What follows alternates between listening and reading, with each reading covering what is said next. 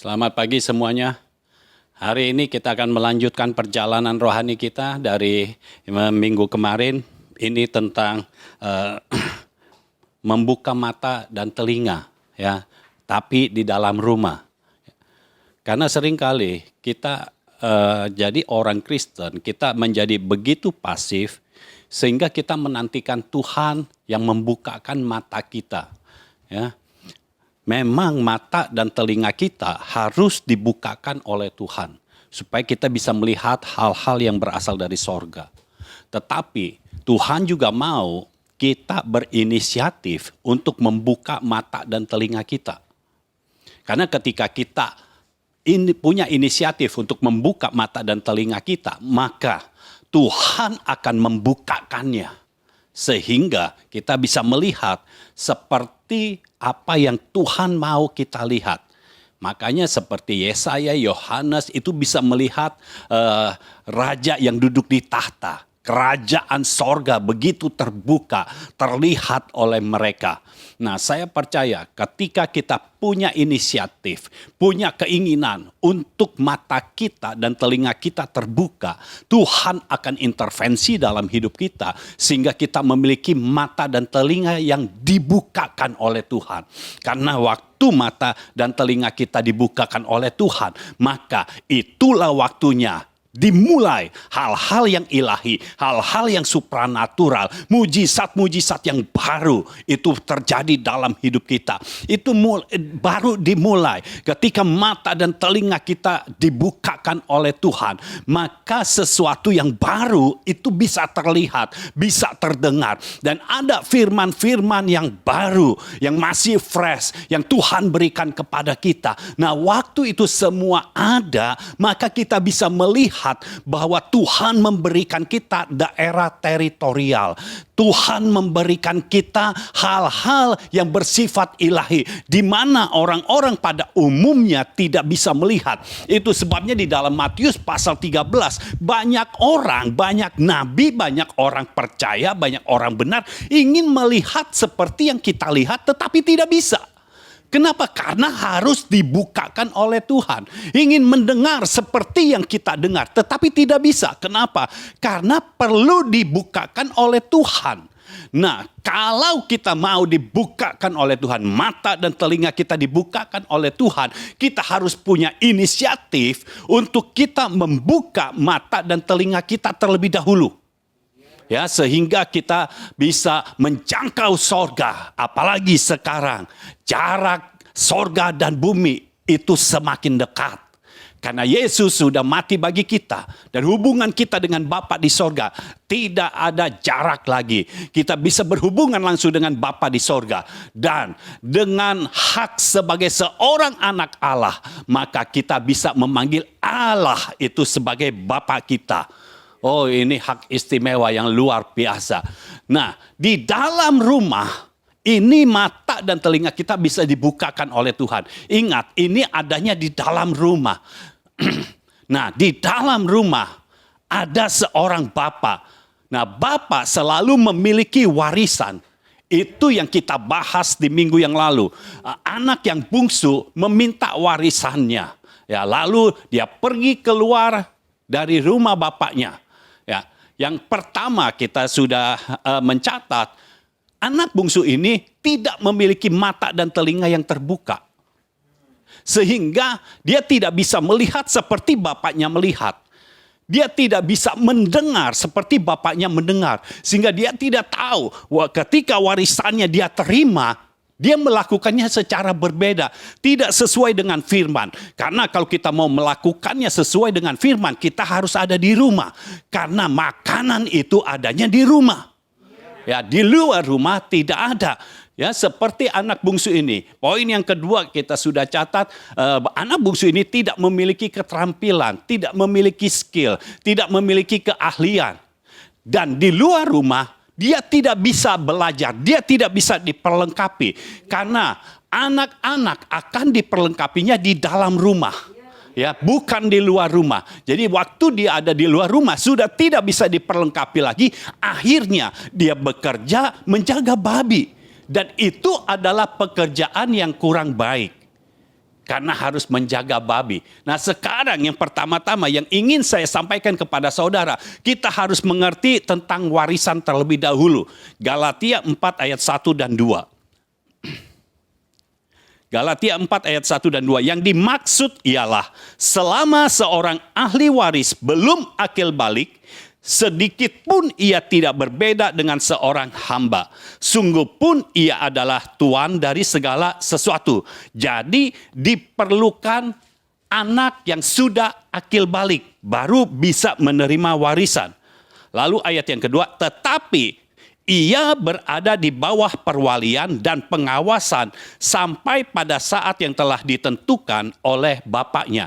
Jadi warisan itu diberikan kepada anak ditentukan oleh bapaknya. Nah, kesalahan anak yang bungsu, dia yang menentukan warisannya. Waktunya harusnya dipegang oleh bapaknya. Tetapi anak bungsu ini mendesak gitu, supaya warisannya dibagi sekarang juga. Padahal belum waktunya. Kenapa belum waktunya? Secara kedewasaan, secara usia kedewasaan, anak bungsu ini belum akil balik. Artinya dia belum dewasa. Itu sebabnya warisan yang diterima oleh dia jual. Bukan dia pakai untuk melanjutkan apa yang telah dimulai oleh bapaknya, tetapi dia jual. Dan setelah dia jual, dia habiskan, dia berfoya-foya. Nah perhatikan, pada saat dia berfoya-foya, tidak pernah ada orang yang berfoya-foya sendirian. Kalau berfoya-foya artinya ada banyak orang. Selagi anak bungsu ini memiliki warisan, memiliki uang, karena dia menjual warisannya, dia punya uang. Selagi dia masih ada, temannya ada, datang, banyak. Tetapi saat kelaparan datang, temannya tidak ada. Taunya dari mana? Karena dia harus mencari pekerjaan sendiri. Padahal seharusnya kalau ada temannya, temannya itu bisa menolong. Setidaknya anak bungsu ini punya relasi, punya koneksi dari teman-temannya itu. Bisa dimasukkan ke perusahaan yang mana? Bukan sebagai penjaga babi. Jadi bisa bayangkan, dia penjaga babi. Dan dia memberi makan babi. Babinya dapat makan, dianya kelaparan. Karena dia belum makan-makan. Lalu, kalau kita mencari relasi atau koneksi di luar rumah, maka hal yang sama terjadi kepada anak bungsu akan terjadi juga kepada kita. Dia membangun relasi kepada teman-teman, orang-orang yang pada saat dia memiliki uang, teman-temannya dekat, ikut dalam foya-foya itu ikut. Tetapi ketika dia sudah tidak punya uang untuk bisa berfoya-foya, teman-temannya hilang. Tidak terlihat, tidak ada seorang pun dicatat dalam Alkitab yang membantu anak bungsu ini supaya mendapatkan makanan. Bukan hanya pekerjaan tetapi juga makanan. Karena apa? Karena anak bungsu ini sudah kelaparan. Firman Tuhan katakan dia melarat. Artinya melarat itu benar-benar di bawah garis kemiskinan. Karena apa? Dia minus. Uang tidak punya, tapi perut lapar, artinya minus.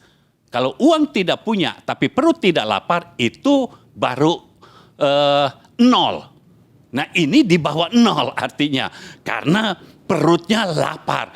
Dan perut lapar harus diisi.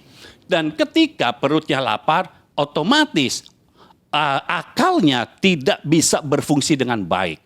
Orang lapar itu akal sehatnya suka tidak ada. Itu sebabnya kerjaan apapun dia ambil. Dan sekarang kerjaan yang ada untuk orang yang tidak punya keterampilan, orang yang tidak punya keahlian adalah menjaga babi. Dan yang paling tragisnya, saking laparnya dia mau mengambil ampas yang menjadi makanan babi itu. Jadi babi itu sudah selesai makan. Nah kita harus tahu babi kalau makan tidak pernah bersih makanannya. Selalu sisa. Nah babinya sudah makan, masih ada sisa. Anak bungsu ini mau ambil itu, dia mau makan. Bayangkan makanan untuk babi dia mau makan. Bahkan ini sudah sisanya. Artinya itu makanan sudah kena mulut babi. Tapi dia mau makan, saking laparnya. Akal sehatnya tidak berfungsi dengan baik. Seperti kehilangan akal sehat. Kau maunya makan makanan babi. Yang kalau dia ada di dalam rumah, jangankan mau makan makanan babi, kepikir aja tidak. Kepikir aja enggak untuk makan makanan babi. Pegang saja mungkin tidak pernah. Tapi sekarang mau dimakan. Saudara, hati-hati. Karena ketika ada di luar rumah, akal sehatmu mungkin jadi berkurang. Sehingga engkau bisa melakukan apa saja yang menurut firman Tuhan tidak mungkin orang percaya bisa melakukannya. Tetapi ternyata bisa dilakukan. Hati-hati kalau kelamaan ada di luar rumah. Karena kalau kelamaan di luar rumah artinya firman Tuhan tidak bekerja di dalam hidupmu. Kalau firman Tuhan bekerja dalam hidupmu, pasti engkau punya keinginan untuk tinggal di dalam rumah. Nah, nanti kita melihat apa bedanya anak bungsu yang keluar rumah dan dengan orang-orang yang keluar rumah tetapi menjadi seseorang, menjadi sukses di luar. Apa bedanya? Nanti kita lihat di penghujung kita bisa melihat. Nah, sekarang kita melanjutkan. Waktu anak bungsu ini menjadi begitu melarat, begitu sengsara. Dia mau makan makanan babi itu, tetapi tidak seorang pun memberikannya. Jadi di situ ada penjaga. Bukan penjaga babi, tapi penjaga para karyawan yang menjaga babi. Waktu dia mau ambil, tidak diizinkan. Perutnya lapar. Padahal secara manusiawi, seharusnya orang yang ada di situ bisa memberikan anak bungsu ini nasi. Ya, hanya pakai kecap juga tidak apa. Tapi itu kan makanan yang lebih manusiawi. Saudara bisa bayangkan, nasi saja tidak dapat. Kalau di sana gandum tidak dapat. Tapi dia harus makan makanan babi itu.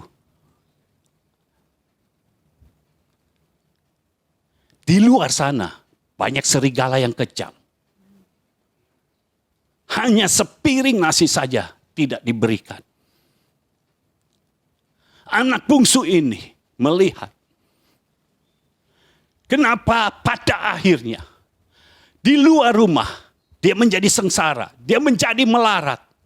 Padahal awalnya dia sangat bersukacita, sukacitanya melebihi sukacita yang dia pernah peroleh di dalam rumah. Kenapa? Karena begitu dia keluar, dia merasa bebas. Dia tidak perlu mengikuti aturan di rumah. Aturan dia buat sendiri di luar rumah. Tetapi perhatikan saudara, perhatikan baik-baik.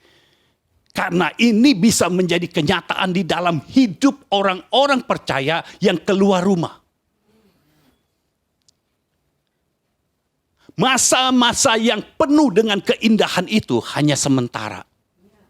Di luar rumah itu hanya sementara. Akan tiba waktunya.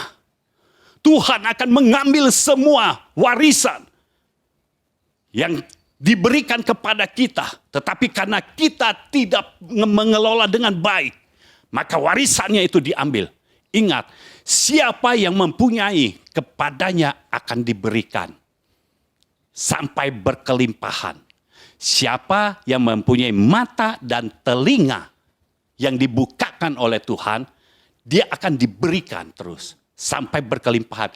Tetapi siapa yang tidak mempunyai, apapun yang ada padanya akan diambil daripadanya. Dan ini yang terjadi dalam kehidupan anak bungsu. Apapun yang ada padanya diambil. Saudara bayangkan, seandainya anak bungsu ini membawa baju dari rumah, pasti itu sudah dijual semua. Karena kalau belum dijual, dia pasti jual itu untuk dia beli makanan. Supaya dia tidak lapar. Nah, dia laparnya benar-benar sudah lapar banget. Sampai makanan apapun juga, dia makan. Saya rasa itu babi, kalau tidak ada yang melihat, mungkin babi pun dia mau makan sebelum diolah. Karena orang kalau sudah lapar, akal sehatnya berkurang. Itu sebabnya jangan biarkan dirimu lapar. Lalu setelah keadaan begitu mendesak dia, membuat dia sangat melarat, dia baru menyadari. Lukas 15 ayat yang ke-17. Lalu ia menyadari keadaannya, katanya, betapa banyaknya orang upahan Bapakku yang berlimpah-limpah makanannya. Tetapi aku di sini mati kelaparan. Aku akan bangkit dan pergi kepada Bapakku dan berkata kepadanya, Bapa, aku telah berdosa terhadap sorga dan terhadap Bapa. Aku tidak layak lagi disebutkan anak Bapa. Jadikanlah aku sebagai salah seorang upahan Bapa. Jadi catat, ini poin yang nomor 3. Mata anak bungsu ini baru terbuka. Jadi matanya baru terbuka. Dia baru sadar.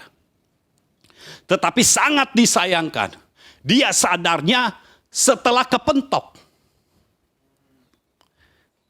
Oh, saya berharap saudara-saudara yang berada di luar rumah.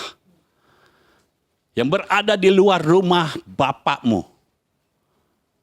Sebelum kepentok, engkau bisa bertobat. Kembali lagi. Jangan seperti anak bungsu. Sudah melarat. Laparnya dengan sangat-sangat. Baru sadar. Baru terbuka matanya. Baru terbuka dia katakan. Betapa banyaknya. Orang upahan. Jadi bukan anak. Di rumah Bapakku banyak orang upahan memiliki makanan yang berlimpah-limpah. Tetapi aku di sini kelaparan. Jadi makanan yang berlimpah-limpah itu adanya di dalam rumah. Bahkan untuk orang yang bukan anak, makanannya berlimpah-limpah. Dan makanan ini pasti bukan makanan babi. Ini makanan yang benar-benar untuk manusia. Makanan begitu berlimpah-limpah. Tetapi di sini anak bungsu itu berkata, tetapi aku di sini mati kelaparan. Padahal dia belum mati. Tetapi kalau dia tidak berangkat ke rumah Bapa, artinya dia sedang menuju kepada kematian. Karena kelaparan akan membuat orang menjadi mati. Saudara dengar, ini waktunya. Tuhan mau membangkitkan orang-orang benar. Tuhan mau membangkitkan orang-orang percaya. Itu sebabnya kita perlu seorang Bapa untuk kita bersatu bersama-sama. Bukan waktunya lagi kita bekerja seorang diri. Bukan waktunya lagi kita melayani Tuhan seorang diri. Ini waktunya kita bekerja sebagai tim. Bapa dan anak menjadi satu. Lalu sama-sama mengembangkan proyek dari Bapa di sorga. Mewujudkan isi hati Bapa di sorga. Ini waktunya Bapa dan anak sama-sama dibangkitkan. Untuk membuat realita hadirat Tuhan semakin nyata di dunia ini. Izinkan Tuhan bekerja di dalam hatimu. Anak bungsu ini baru menyadari. Betapa banyaknya orang upahan Bapakku yang berlimpah-limpah makanannya. Tetapi aku di sini mati kelaparan. Sebagai seorang anak, seharusnya makanan yang untuk orang upahan itu, seharusnya anak punya lebih lagi. Lebih daripada orang upahan. Karena orang upahan dapat makanan karena menerima upah dari kerjanya. Tetapi seorang anak menerima segala sesuatu bukan karena apa yang dikerjakan, tetapi karena hubungan. Karena statusnya, karena hubungannya sebagai anak. Dia bisa menerima dengan lebih banyak lagi, lebih berlimpah-limpah lagi. Dan sekarang dia baru menyadari, ternyata kelimpahan adanya di dalam rumah. Kelimpahan bukan ada di luar rumah. Di luar rumah, kelimpahan itu kelimpahan lahiriah, kelimpahan secara apa yang kita inginkan. Itu terjadinya hanya sementara. Dia baru menyadari kelimpahan yang permanen ada di rumah. Di rumah setiap hari berkelimpahan. Mau makan apa saja ada. Dan makanannya layak semua. Makanan untuk manusia. Semua berkelimpahan. Ada di dalam rumah. Di luar rumah tidak ada.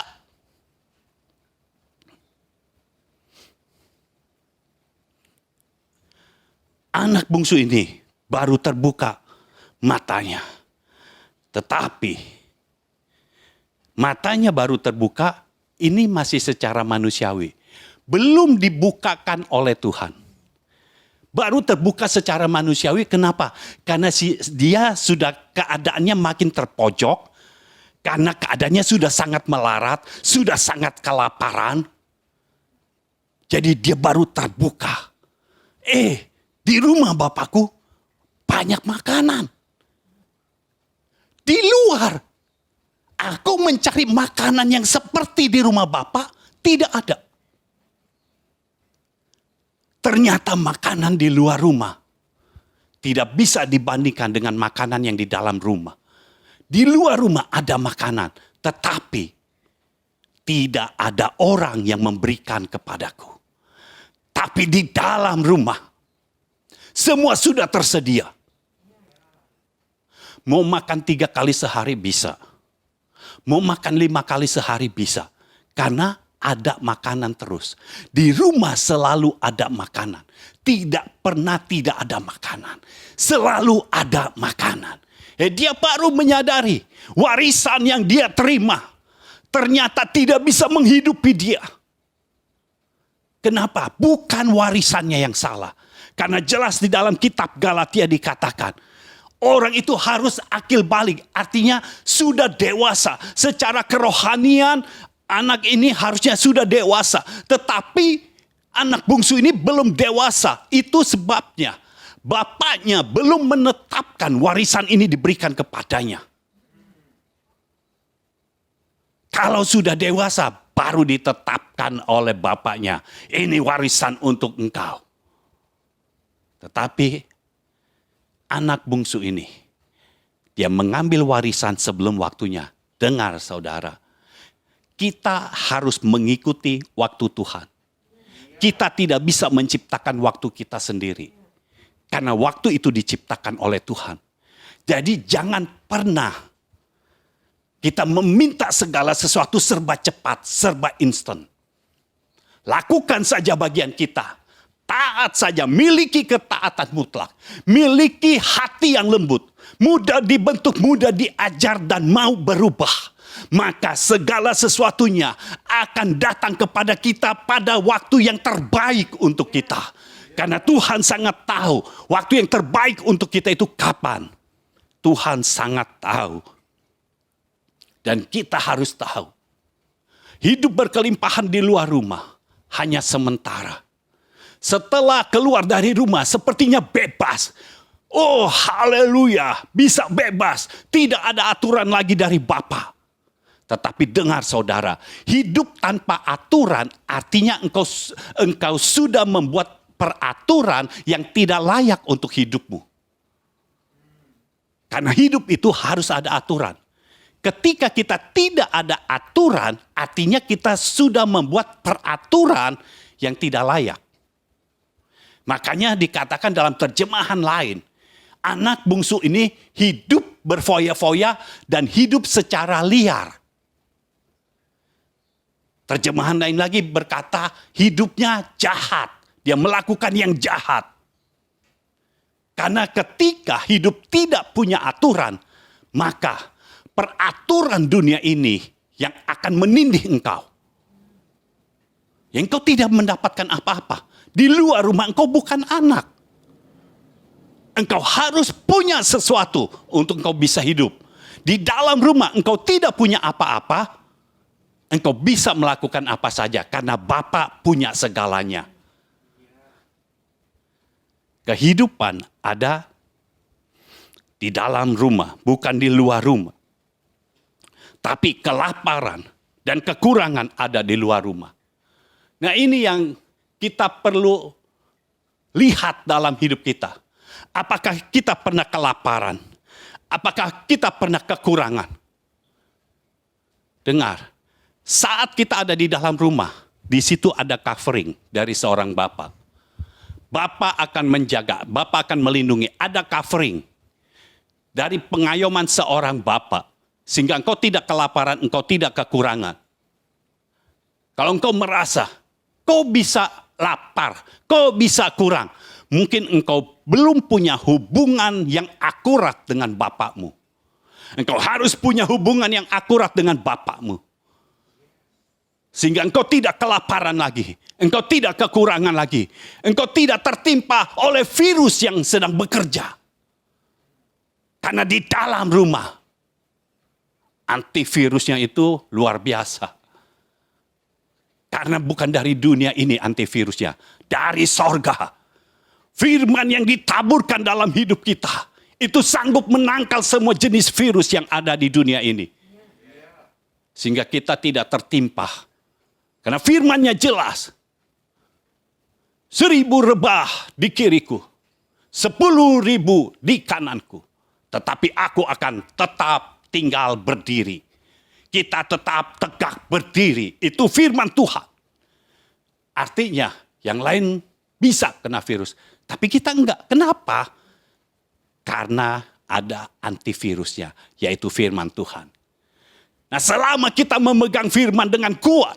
Selama kita bergantung kepada Allah. Hidup kita bergantung kepada Allah. Kita punya iman percaya kepada Tuhan. Tuhan yang akan menjaga dan melindungi kita. Pengayoman dari Bapa rohani akan sangat-sangat nyata. Covering dari seorang Bapa akan sangat-sangat nyata. Tuhan yang bekerja. Jadi sadarilah. Kalau engkau merasa di luar rumah. Kau hidupmu tidak sesuai dengan yang seharusnya. Firman Tuhan mengatakan Yesus datang untuk memberikan hidup dan hidup dalam segala kelimpahan. Kalau itu tidak sesuai, artinya hubunganmu dengan Bapa belum akurat. Mungkin engkau belum punya ketaatan mutlak. Miliki ketaatan mutlak. Supaya engkau bisa hidup di dalam rumah. Bisa menikmati semua berkat yang ada di dalam rumah. Karena di dalam rumah, Bapa di sorga membackup semuanya. Di dalam rumah, firman Tuhan katakan, emas dan perak adalah milik Tuhan. Dan Tuhan akan memberikannya ke dalam rumah. Di dalam rumah, Tuhan akan memberikan semua kekayaan yang Tuhan miliki. Itu adanya di dalam rumah. Nah, seringkali kita tidak tahu. Di dalam rumah, kita merasa kita tidak kaya. Saudara tidak tahu bahwa firman Tuhan yang ditaburkan, itu sanggup mengubahkan keadaan hidupmu. Sanggup mengubahkan keadaan keluargamu. Sanggup mengubahkan tubuhmu. Sanggup mengubahkan segala yang tidak baik menjadi baik. Firman Tuhan sangat-sangat berkuasa. Anak bungsu ini kehilangan firman. Semua yang dikatakan oleh bapaknya tidak ada yang diingat. Yang dia tahu, di rumah Bapak banyak makanan yang berlimpah-limpah. Hanya itu yang dia tahu. Banyak makanan yang berlimpah-limpah. Itu sebabnya dia bilang, aku akan pergi ke rumah Bapakku. Lalu perhatikan. Dia katakan seperti apa.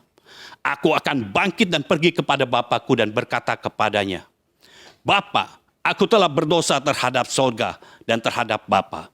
Aku tidak layak lagi disebutkan anak Bapa. Jadikanlah aku sebagai salah seorang upahan Bapa.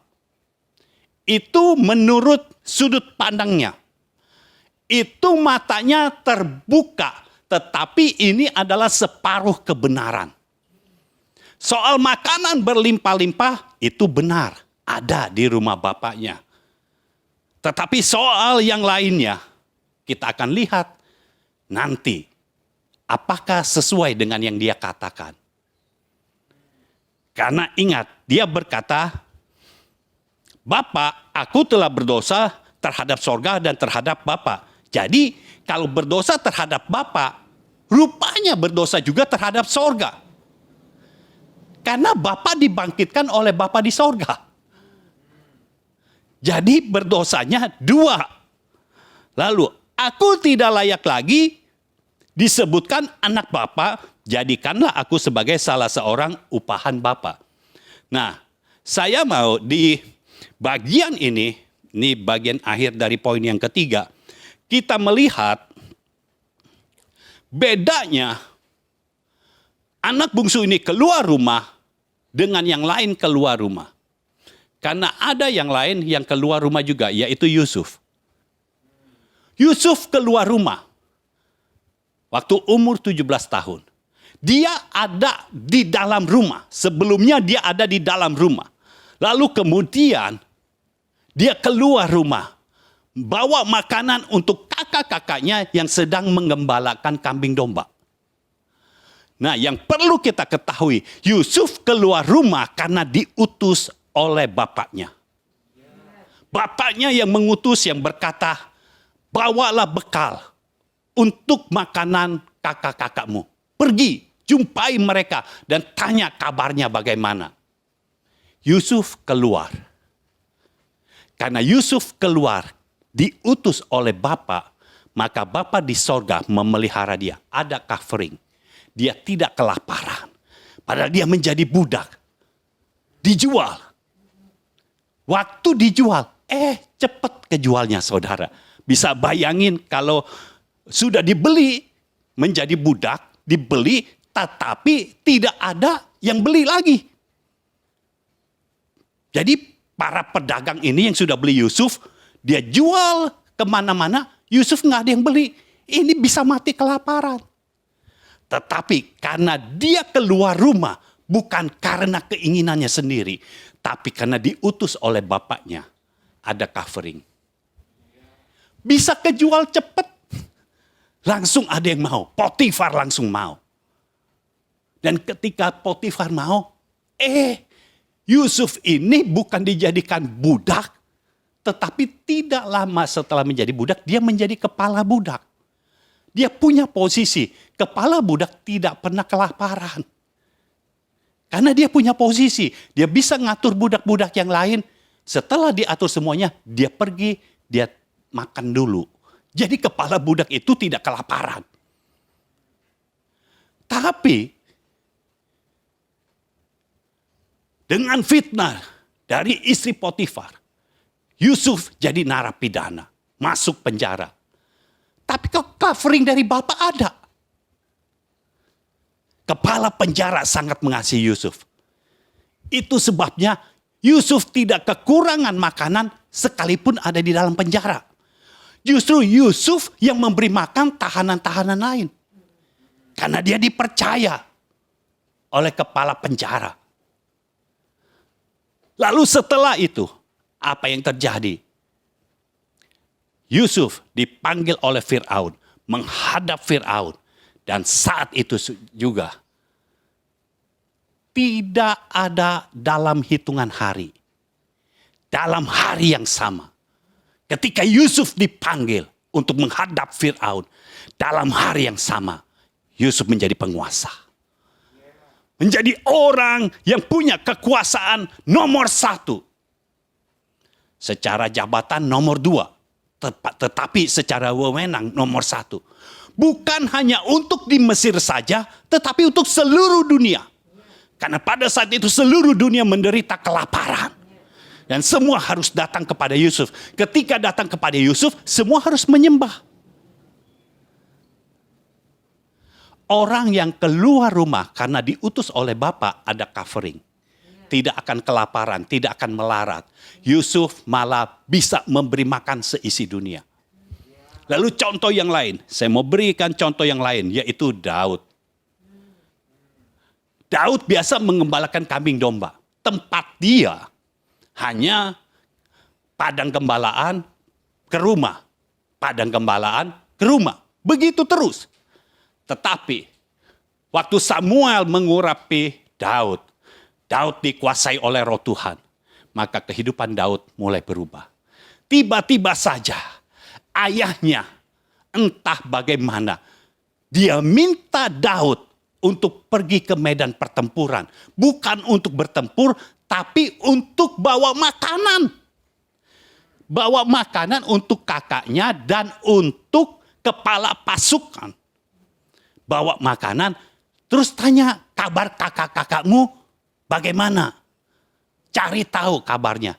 Sampai di medan pertempuran, Tuhan mengubah. Makanan sudah diberikan, tetapi Daud memberikan kemenangan kepada bangsa Israel. Karena Tuhan intervensi. Orang yang keluar rumah karena diutus oleh Bapa akan ada covering dari sorga. Dan di ujung dari peristiwa Daud, dia menjadi raja. Dia menjadi raja pertama atas Yehuda, yang kedua atas seluruh Israel. Daud menjadi raja. Dia pergi keluar. Tapi karena diutus oleh Bapa, malah dia menjadi raja. Nah, saudara tinggal pilih. Saudara waktu keluar rumah mau menderita kelaparan sampai melarat atau mau menjadi penguasa. Perlu utusan dari seorang bapa. Perlu pengutusan dari seorang bapa untuk engkau bisa keluar rumah. Itu sebabnya jangan pernah keluar rumah tanpa seizin Bapa.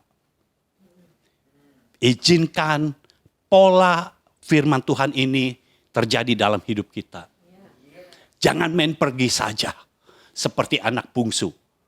Awalnya sepertinya sangat indah kehidupan.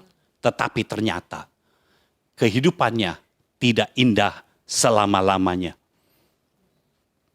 Karena kehidupan selanjutnya bukan keindahan, tetapi kelaparan dan kemelaratan. Saya berdoa, biar roh Tuhan bekerja dalam hidupmu, sehingga ada pertobatan, ada perubahan yang terjadi di dalam hidupmu. Tidak selayaknya sebagai orang percaya, sebagai orang benar, sebagai seorang anak, hidup kita turun. Hidup kita harus naik.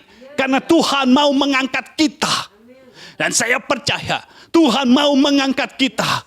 Itu sebabnya perlakukan firman seperti seharusnya.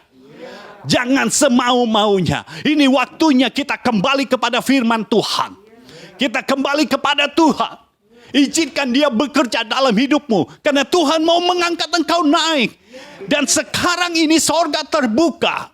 Untuk orang-orang benar diangkat naik oleh Tuhan. Jangan lewatkan kesempatan ini. Karena lain waktu belum tentu ada kesempatan lagi. Untungnya anak bungsu ini mengambil kesempatan yang ada ini. Dia pergi ke rumah bapaknya. Dia kembali ke rumah bapaknya. Ayat 20 kita baca selanjutnya. Maka bangkitlah ia dan pergi kepada bapaknya. Ketika ia masih jauh, ayahnya telah melihatnya. Lalu tergeraklah hatinya oleh belas kasihan. Ayahnya itu berlari mendapatkan dia, lalu merangkul dan mencium dia. Kata anak itu kepadanya, "Bapa, aku telah berdosa terhadap sorga dan terhadap Bapa. Aku tidak layak lagi disebutkan anak Bapa." Tetapi ayah itu berkata kepada hamba-hambanya, "Lekaslah bawa kemari jubah yang terbaik. Pakaikanlah itu kepadanya dan kenakanlah cincin pada jarinya dan sepatu pada kakinya. Dan ambillah anak lembu tambun itu, sembelihlah dia dan marilah kita makan dan bersukacita. Sebab anakku ini telah mati dan menjadi hidup kembali. Ia telah hilang dan didapat kembali. Maka mulailah mereka bersukacita." Nah, anaknya, anak bungsu, ini dia melakukan apa yang dia sudah rencanakan. Ini bagusnya anak bungsu. Dia melakukan. Dan perhatikan kata-katanya, itu tepat seperti yang dia rencanakan. Dia berkata kepada bapaknya, "Bapak, aku tidak layak lagi." Pertama dia katakan, "Aku berdosa terhadap sorga dan terhadap Bapa. Aku tidak layak lagi disebutkan anak Bapa. Jadikanlah aku orang upahan." Nah, perhatikan apa yang dilakukan oleh bapaknya. Dia kan mau ngomong lagi, karena kalau kita lihat ayat sebelumnya, kan kata-katanya begini. Ayat yang 18 dan 19. "Aku akan bangkit dan pergi kepada Bapakku dan berkata kepadanya, 'Bapa, aku telah berdosa terhadap sorga dan terhadap Bapa.'" Itu dia sudah katakan. Lalu, "Aku tidak layak lagi disebutkan anak Bapa. Jadikanlah aku sebagai salah seorang upahan Bapa." Ya, ketika dia bangkit dan pergi, bapaknya tergerak oleh belas kasihan, jadi bapaknya berlari mendapatkan dia lalu merangkul dan mencium dia. Lalu anak itu berkata, "Bapa, aku telah berdosa terhadap sorga dan terhadap Bapa. Aku tidak layak lagi disebutkan anak Bapa." Saudara perhatikan, ini anak belum selesai ngomong. Karena harusnya ada ujungnya. "Jadikanlah aku orang upahan." Ya. Tetapi ayah itu berkata kepada hamba-hambanya. Artinya apa?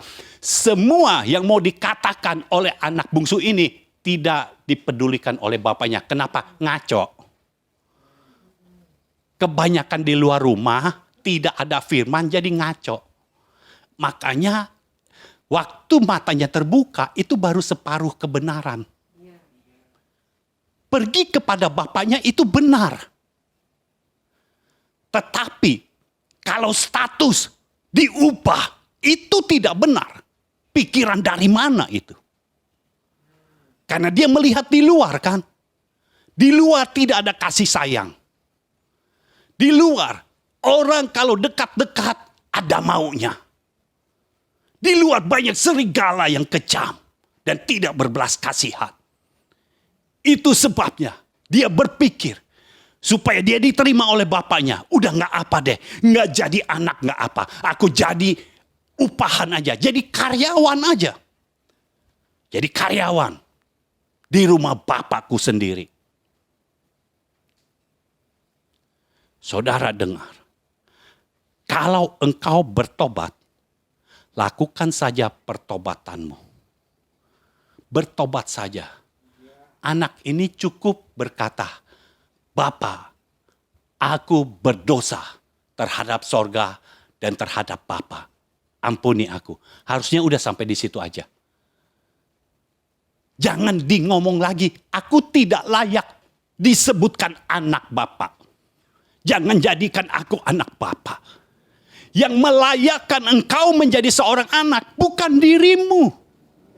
Yang melayakkan kita semua menjadi seorang anak adalah Tuhan. Jadi jangan menentukan apa yang seharusnya Tuhan yang tentukan. Nah, pikiran dari anak ini, makanya kenapa saya katakan separuh kebenaran.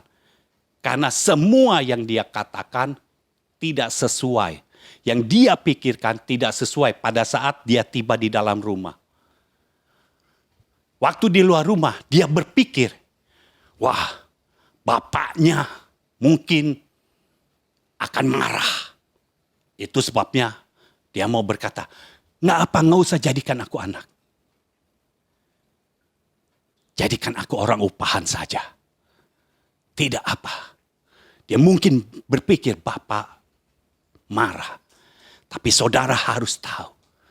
Bapa yang dibangkitkan Tuhan. Itu punya belas kasihan. Sehingga ketika anaknya keluar rumah dan kembali lagi. Maka belas kasihan Bapa akan mengalir. Itu sebabnya. Waktu anak itu masih jauh. Dan Bapa melihat. Dia mengambil inisiatif.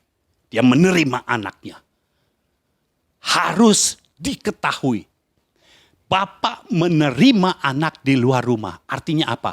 Bapak mau menjemput anaknya.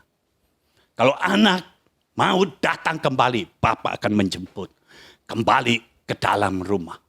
Nah, perhatikan. Apa yang dikatakan oleh anak bungsu ini tidak dipedulikan. Karena apa? Sang Bapa harus membetulkan jalan berpikir dari anaknya ini. Karena pikirannya tidak tepat, tidak akurat. Apa yang dipikirkannya itu tidak akurat. Tidak bisa seorang anak menjadi seorang upahan. Tidak bisa. Seorang upahan saja mau diangkat menjadi anak. Dan tidak pernah ada anak yang mau menurunkan derajatnya menjadi seorang upahan.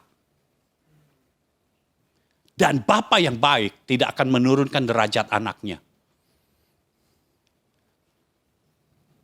Itu sebabnya dibetulkan terlebih dahulu cara berpikirnya. Harus diluruskan. Harus disesuaikan kembali dengan firman yang menjadi dasar di dalam rumah. Anak bungsu ini waktu ada di dalam rumah, mungkin dia kaget. Kenapa? Ternyata pikirannya yang membayangkan nanti bapaknya marah. Lalu mungkin dia akan disetrap, disuruh berdiri di ujung, angkat kaki satu. Tapi ternyata itu tidak terjadi. Bahkan yang terjadi di dalam rumah ketika dia kembali, itu melampaui ekspektasinya. Melampaui yang diharapkannya.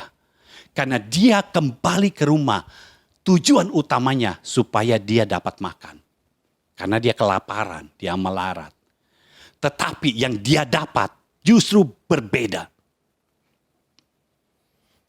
Di luar rumah, dia itu sama seperti orang mati. Dia berkata, aku di sini mati kelaparan. Tetapi di dalam rumah ada perubahan. Nah, ada beberapa orang suka berkata bahwa bapak ini menantikan anaknya pulang.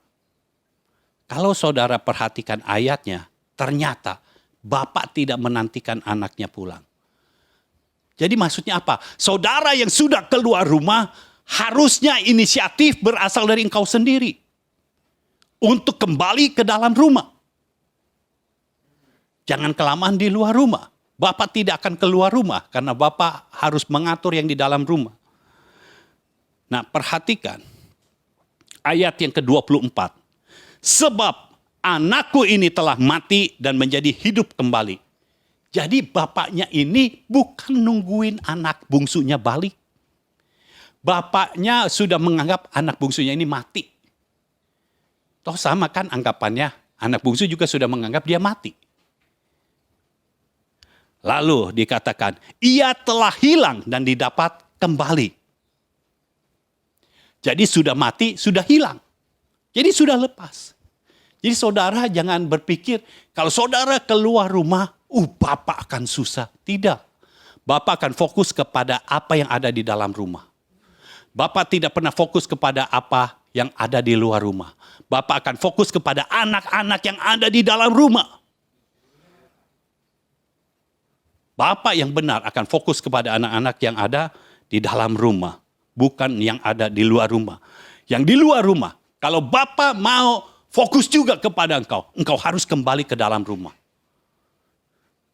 Belas kasihan Bapak terjadi ketika anak bungsu itu jalan ke dalam rumah. Menuju rumah. Baru belas kasihannya ada. Di luar, apalagi luarnya itu jauh. Kehidupanmu jadi jauh. Tidak sesuai dengan standar firman lagi. Bapak tidak akan memikirkan. Bayangkan kalau Bapak memikirkan yang di luar rumah terus. Kesian Bapaknya. Yang di luar rumah mah nggak mikirin Bapaknya. Perhatikan yang dipikirkan oleh anak bungsu waktu ada di luar.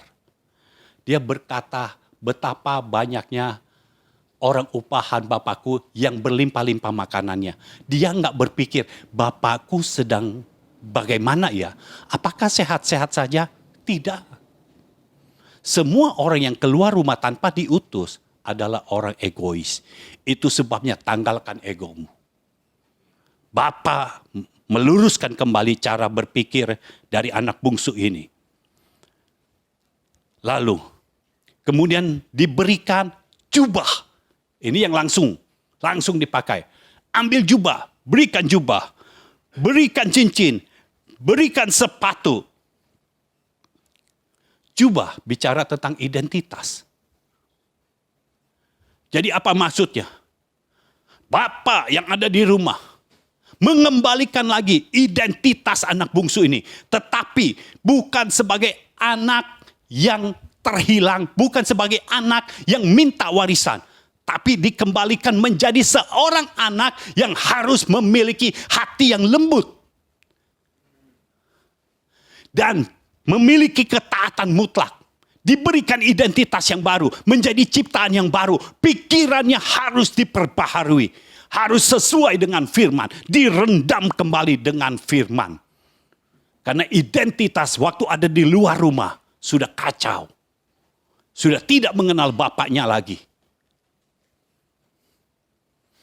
Mungkin kalau bapaknya tidak keluar rumah, anak bungsu ini waktu sampai ke rumah, dia cari-cari, mana bapakku?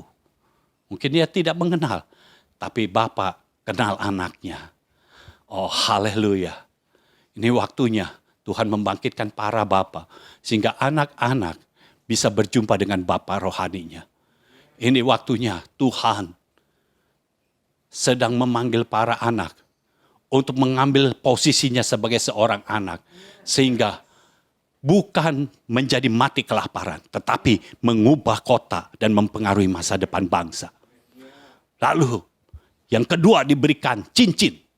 Cincin ini lambang dari hubungan ikatan janji. Jadi hubungannya harus dipulihkan. Hubungan yang sudah terputus dipulihkan kembali. Dipulihkan kembali. Artinya anak bungsu ini benar-benar harus mengikuti aturan yang ada di dalam rumah. Tidak bisa hidup seperti anak bungsu sebelum keluar rumah. Itu identitas lama. Sekarang hubungannya dikembalikan.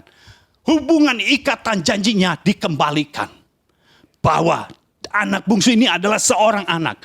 Bukan seorang upahan. Seorang anak tetap seorang anak. Di dalam rumah dia menjadi anak kembali. Dia punya warisan lagi. Padahal dulu udah terima warisan. Warisannya sudah dijual. Tetapi dengan diperbaikinya hubungan ikatan janji, anak bungsu ini punya warisan lagi. Tetapi warisan akan diberikan sesuai dengan waktu yang ditentukan oleh Bapa. Bukan ditentukan lagi oleh anak. Jadi hubungan ikatan janjinya dipulihkan. Diperbaharui kembali. Oh, saya berdoa di dalam nama Yesus. Biar hubungan ikatan janji yang sudah pernah terpisah antara bapa dan anak dipulihkan kembali. Di dalam nama Yesus hubungan ikatan janji ini dipulihkan kembali. Dipulihkan kembali. Kasih dari sorga memenuhi setiap hati dari bapa rohani. Hati dari setiap anak-anak rohani yang kembali kepada bapaknya. Di dalam nama Yesus terjadi pemulihan.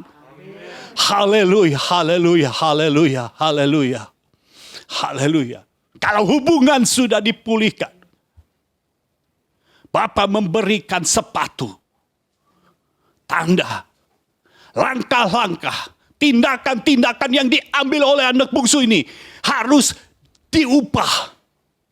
Harus diperbaiki. Harus ada langkah-langkah yang baru. Ada tindakan-tindakan yang baru. Tidak boleh sama lagi seperti tindakan di luar rumah. Tidak boleh sama lagi seperti tindakan sebelum keluar rumah. Ini waktunya. Anak bungsu ini diperbaiki semuanya. Diperbaharui semuanya. Dipulihkan semuanya. Strategi yang ada di dalam anak bungsu ini. Pikiran, rencana yang ada di dalam pikiran anak bungsu ini. Diperbaharui, disesuaikan kembali dengan firman. Dasar hidup anak bungsu ini harus kembali kepada firman. Sehingga dia menjadi anak lagi. Dan warisannya yang sudah dia jual akan kembali lagi datang kepadanya. Warisannya akan ada kembali. Haleluya. Dengan dia kembali menjadi anak. Warisan yang sudah dia hilangkan. Warisan yang sudah dia jual, warisan yang sudah dia tukar, dikembalikan lagi kepada dia. Dengar saudara, saudara yang ada di luar rumah, ayo masuk ke dalam rumah. Biar engkau memiliki kelimpahan yang berasal dari sorga. Dan saudara harus tahu, anak bungsu ini, waktu di luar rumah, matanya sudah terbuka, dia sudah sadar, dia salah. Tetapi itu kebenarannya baru separuh. Dia mendapatkan kebenaran yang sepenuhnya. Matanya dibukakan oleh Tuhan ketika dia berjumpa kembali dengan bapaknya. Saudara, dalam kitab Maliaki, makanya Tuhan berkata, waktu-waktu ini, aku akan membangkitkan para bapa.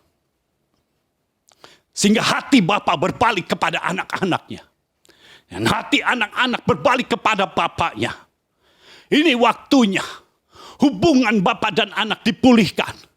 Standar kita bukan hubungan seperti yang lahiriah. Standar kita hubungannya adalah firman Tuhan. Kita harus memiliki ketaatan mutlak. Bapa memiliki ketaatan mutlak untuk melakukan segala sesuatu yang Bapa di sorga inginkan. Tapi anak harus memiliki ketaatan mutlak untuk menaati bapaknya.